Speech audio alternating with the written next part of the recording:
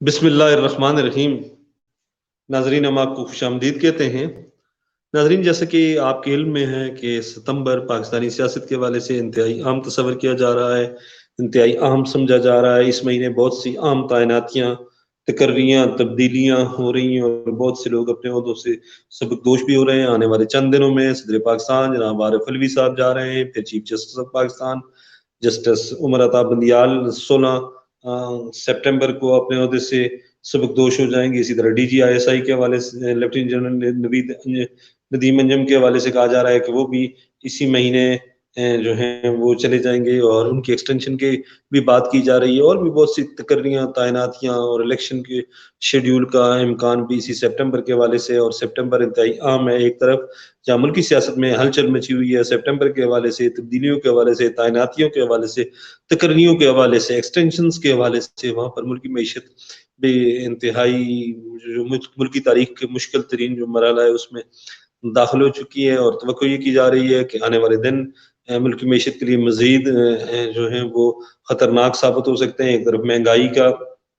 جن بوتل سے نکلا ہوا ہے، اور مہنگائی کو کنٹرول کرنا بظاہر کیئر ٹیکر گورنمنٹ کے لیے کافی مشکل نظر آ رہا ہے۔ بجلی کے بل لوگوں کی پہنچ سے باہر ہو چکے ہیں۔ چینی 200 روپے بھی کراس کر چکی ہے، پیٹرول جو ہے وہ 300 روپے کراس کر چکا ہے۔ مزید مہنگائی کا ایک طوفان آنے والا ہے، اور ایسے میں ان تمام حالات میں جب بظاہر نظر آ رہا ہے کہ کیئر ٹیکر جو گورنمنٹ ہے، کیئر ٹیکر جو سیٹ اپ ہے، کاکڑ انوار الحق کاکڑ صاحب اور ان کی جو کیبنٹ ہے، بظاہر وہ کامیاب نظر نہیں آ رہے۔ اور اس ساری صورتحال میں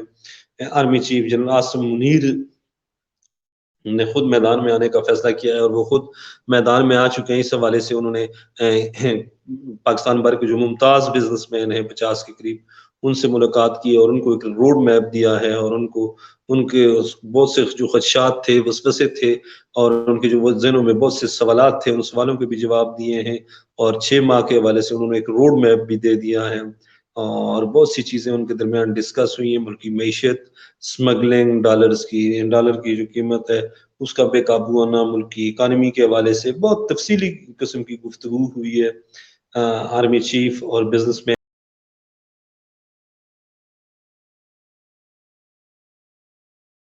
کو یہ کی جا رہی ہے کہ آنے والے دنوں میں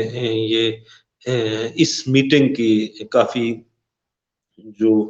پازیٹیو امپیکٹس ہیں وہ نظر آئیں گے۔ اور آرمی چیف نے اس حوالے سے باضابطہ طور پر، کہتے ہیں نا لوگ کہتے ہیں کہ ڈنڈا اٹھا لیا ہے اور میدان میں آ چکے ہیں، اور اس حوالے سے کراچی میں رینجرز کو خصوصی اختیارات دینے کی بات کی جا رہی ہے۔ اور رینجرز کو کہا گیا ہے کہ جہاں بھی کوئی سمگلنگ ہو رہی ہو، جہاں بھی کوئی قبضہ مافیا ہو، جہاں بھی کوئی اکانومی کو ڈسٹرب کرنے کے حالات ہوں، جہاں بھی ملکی سلامتی پر کوئی آنچ آنے کی بات، کوئی اگر ان ملکی سلامتی کے حوالے سے بھی بات کرے تو زبردست قسم کا آپ آپریشن کریں، زبردست قسم کے اختیارات استعمال کریں۔ اسی طرح پاکستان کی سرحدوں سے چینی اس وقت افغانستان سمگل ہو رہی ہے، 220 روپے تک چینی پشاور کوئٹہ میں پہنچ چکی ہے، اور چینی کی قیمتیں مزید بڑھ رہی ہیں۔ اس ساری صورتحال کو کنٹرول کرنے کے لیے بھی وفاقی حکومت جو آرمی چیف ہیں وہ خصوصی اقدامات کر رہے ہیں، اور دوسری طرف جہاں پر ایک طرف آرمی چیف نے معاشی میدان سنبھالنے کا عزم کیا ہے، اور آج انوار الحق کاکڑ صاحب نے کہا کہ 50 ارب ڈالر کی سرمایہ کاری ہونے جا رہی ہے۔ اس میں کوئی شک نہیں ہے کہ مڈل ایسٹ، چائنا اور دیگر ملک جو اسلامی ملک ہیں ان کو خصوصی طور پر آرمی چیف نے ان سے رابطہ کیا ہے، اور زرعی شعبے میں اور دیگر شعبوں میں 50 ارب ڈالر سے زائد کی سرمایہ کاری متوقع ہے اگلے 6 مہینوں میں۔ اگر ایسا ہو جاتا ہے تو نہ صرف ہماری جو ڈگمگاتی معیشت ہے اس کو سنبھلنے کا موقع ملے گا، بلکہ ملک جو ہے وہ ترقی کی راہ پر گامزن ہو سکتا ہے۔ جہاں ملک کی معاشی میدان میں ترقی کے لیے آرمی چیف اقدامات کر رہے ہیں، وہاں پر ملک کی سیاسی صورتحال انتہائی عام مرحلے میں داخل ہو چکی ہے۔ آج پرویز الہی کو پھر گرفتار کر لیا گیا ہے، جیسے اسلام آباد ہائی کورٹ کے حکم پر انہیں رہا کیا گیا، اس کے کچھ عرصے بعد، کچھ دیر بعد ان کو دوبارہ ایک اور مقدمے میں گرفتار کر لیا گیا۔ اور پرویز الہی 77 سال کے ایک شخص کے ساتھ یہ شاید زندگی میں پہلی دفعہ ہو رہا ہے، اور انہوں نے بڑے مشکل جو ہے وہ یہ مہینہ 1.5 مہینہ گزارا ہے۔ بہرحال اسلام آباد کے جو سینئر صحافی ہیں حسن ایوب صاحب، انہوں نے خبر دی ہے کہ 17 سپٹمبر کے بعد پی ٹی آئی کے لیے ایک برا دور شروع ہونے والا ہے۔ ایک راؤنڈ 2 شروع ہوگا، اور راؤنڈ فرسٹ سے زیادہ خطرناک ہوگا، ہیبت ناک ہوگا، اور پی ٹی آئی نام کی کوئی چیز نہیں رہے گی۔ اسی خبر کو بنیاد بنا کر بہت سے اسلام آباد کے جو سینئر جرنلسٹ ہیں وہ اس بات کا ان کو مطلب تجزیہ کر رہے ہیں کہ آنے والے دن پاکستان تحریک انصاف کے لیے کافی مشکل دن ہوں گے،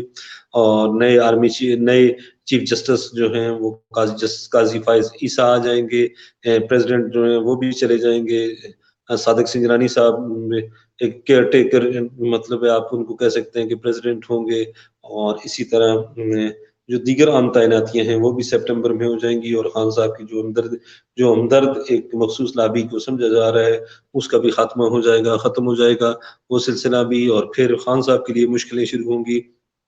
اسلام آباد کے جو سینئر جرنلسٹ ہیں یا تجزیہ نگار ہیں، یا جو خبر ہے اسلام آباد سے وہ یہی آ رہی ہے کہ اکراس دا بورڈ اگلے کچھ دنوں میں ایک خوفناک قسم کا، خطرناک قسم کا، طوفانی قسم کا احتساب شروع ہونے والا ہے، اور یہ احتساب اکراس دا بورڈ ہوگا۔ اس میں تینوں بڑی سیاسی جماعتوں کے وہ لوگ جن پر کرپشن کے الزامات ہیں، جن پر دیگر الزامات ہیں کہ انہوں نے ملکی خزانہ لوٹا، ان کے خلاف یہ جو ہے وہ آپریشن ہوگا، ایک خوفناک قسم کا احتساب ہوگا، اور ان کو گرفتار کیا جائے گا، ان کو پابند سلاسل کیا جائے گا، اور ان سے لوٹی رقم جو ہے وہ ریکور کی جائے گی۔ اس وقت پاکستانی فوج، پاکستان کی establishment, lieutenant general Asim Munir اور ان کے جو رفقائے کار ہیں، ان کی ٹاپ پریورٹی بظاہر نظر آ رہی ہے کہ ملک کی اکانومی جو ہے وہ بہتر ہو جائے، اور ملک کی اکانومی بہتر کرنے کے لیے اس وقت آرمی چیف ذاتی طور پر میدان عمل میں مصروف ہے۔ اس سے پہلے بھی جو ہمارے آرمی چیف گزرے ہیں وہ اس طرح کے اقدامات کرتے رہے، لیکن جنرل عاصم منیر نے پہلی دفعہ ملک کی معیشت کے حوالے سے، اکانومی کے حوالے سے کھل کر بات کی ہے، بزنس کمیونٹی سے بات کی ہے، اور آج جو ان کی میٹنگ ہوئی ہے اس کے بعد آج پاکستان اسٹاک ایکسچینج میں کافی حد تک تیزی رہی ہے، لیکن دوسری جانب ڈالر کی قیمت بڑھ رہی ہے، چینی کی قیمت بڑھ رہی ہے، اور یہ وہ صورتحال ہے جس پر عام پاکستانی یہ چاہتے ہیں کہ ملک کے جن لوگوں نے خزانہ لوٹا، جن لوگوں نے کرپشن کی، چاہے ان کا تعلق کسی بھی سیاسی جماعت سے، ان کے خلاف کارروائی تو ہونی چاہیے، وہ ہر حال میں ہو، لیکن اس سے قبل جس طرح خان صاحب کے دور میں 3 یا 4 سالوں میں، 3 ساڑھے 3 سالوں میں صرف چور اور ڈاکو کا راگ جو ہے وہ لاپا جاتا رہا، لیکن جن لوگوں نے خزانہ لوٹا ان کے خلاف عملی طور پہ کارروائی نہیں ہو سکی، اور ان کو جو ہے وہ ان سے لوٹی ہوئی رقم برآمد نہیں ہو سکی، اور نہ عوام کو ریلیف دیا جا سکا۔ سیم جو پی ڈی ایم کی گورنمنٹ ہے، پی ڈی ایم کی گورنمنٹ نے تو انتہائی زیادہ مہنگائی کر دی، اور موجودہ جو کیئر ٹیکر سیٹ اپ ہے انہوں نے بھی مہنگائی میں خطرناک حد تک اضافہ کر دیا۔ آپ پاکستان کے عوام یہ چاہتے ہیں کہ آپ مہنگائی جو ہے وہ اس کو کنٹرول کریں، احتساب جو ہے، سرمایہ کاری، دیگر چیزیں ساری ہونی چاہیے، اور وقت کے ساتھ ہوں گی انشاءاللہ ہوں گی۔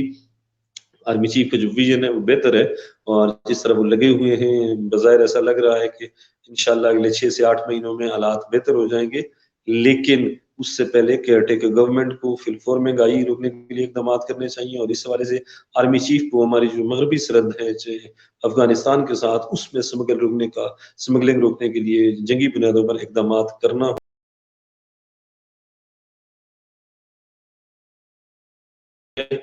پاک فوج کردار ادا بھی کر رہی ہے، اور مزید سختی کی بھی ضرورت ہے۔ ساتھ ساتھ جو ہے وہ آنے والے دن عارف علوی صاحب سے بھی ملاقات ہوئی تھی، D G I S I اور چیف آف آرمی اسٹاف کی، یہی کہا جا رہا تھا کہ وہ کوئی ایڈونچر کرنے جا رہے ہیں، ان کو روک دیا گیا۔ اسی طرح جسٹس قاضی فائز عیسیٰ آ رہے ہیں۔ قاضی فائز عیسیٰ کو جو لوگ جانتے ہیں، یا ان کے خاندان کو جو لوگ جانتے ہیں، بلوچستان کو پاکستان میں شامل کرنا اور کرنے والے وہی لوگ ہیں، وہی خاندان ہیں، بڑے اصول پرست جج ہیں، بڑے زبردست قسم کے جج ہیں، اور اپنے فیصلوں کے حوالے سے وہ زیادہ بولتے کم ہیں، اور ان کے فیصلے زیادہ بولتے ہیں۔ پاکستان کی تاریخ میں ان کے فیصلے ہمیشہ سنہرے حروف سے لکھے جائیں گے۔ پی ٹی آئی کے جو کچھ حمایتی لوگ ہیں، یا دیگر جو سیاسی جماعتوں کے کچھ حمایتی لوگ ہیں، چودھری نثار علی کے حوالے سے جب کوئٹہ میں انہوں نے وہ دیا تھا ایک فیصلہ، جب بم بلاسٹ ہوا تھا وہ کلا کا، اس وقت نون لیگ کے لوگوں نے ان کی مخالفت کی تھی۔ پھر جب فیض آباد دھرنا تھا، اس کے بعد جنرل فیض حمید کے حوالے سے انہوں نے زبردست ایک فیصلہ دیا تھا۔ اس کے بعد جب پی ٹی آئی کے کچھ دوستوں کو یہ لگا، کچھ لوگوں کو لگا کہ یہ شاید عمران خان کے خلاف ہے، تو پھر انہوں نے ایک کمپین شروع کی، اور جسٹس قاضی فائز عیسیٰ کو اتنا بدنام کیا گیا جس کی نظیر، جس کی مثال ہماری تاریخ میں نہیں ملتی۔ بہرحال قاضی فائز عیسیٰ کا دور جو 1 سال